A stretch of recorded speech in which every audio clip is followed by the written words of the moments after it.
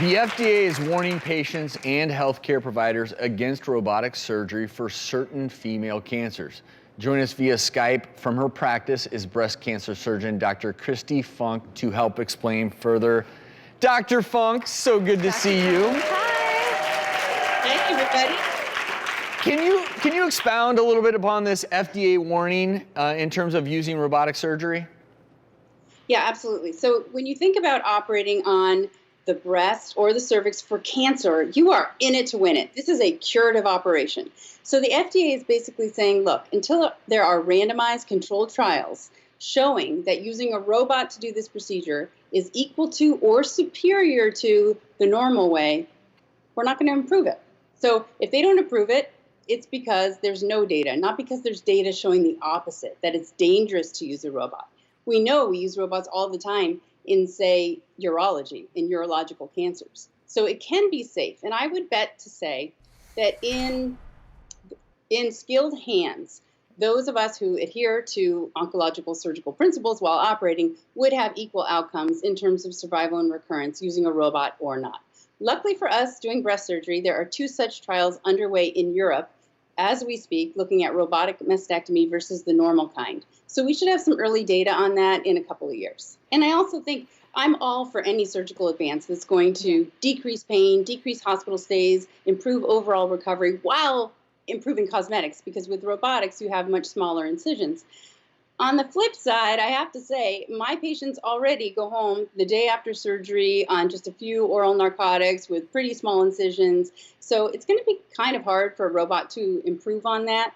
Also, those of us who do the majority of surgery in this country are not trained on robots. So now, if this becomes a new standard, we've all got to kind of hit the cadavers or some sort of practice, and that's going to take time and money to learn this robotic skill.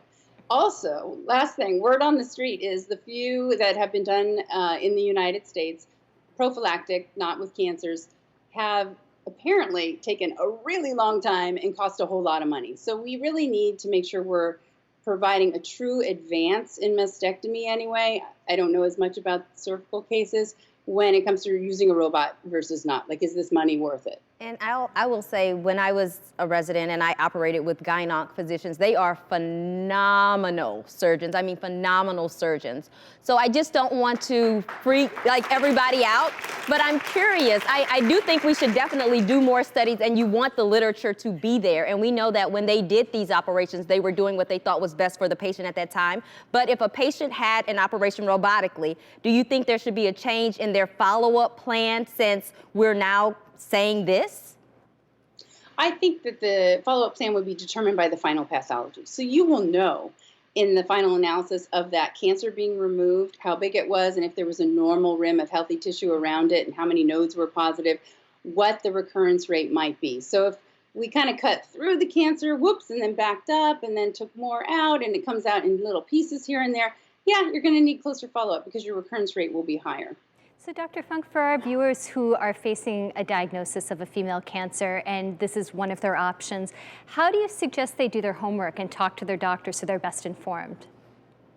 Well, I think that numbers matter. So if you're looking at this robotic surgery for a cancer operation, you are most likely in one of the very few centers that are doing it at all. So there's only a handful, and they are perfecting their technique, and they know what they're doing, and they have a few under their belt, or more than a few likely, that are prophylactic. So there was no cancer, say, in the breast when they did the mastectomy. So they really learned their skills, and now when it comes to removing a cancer, well, they know how to do it.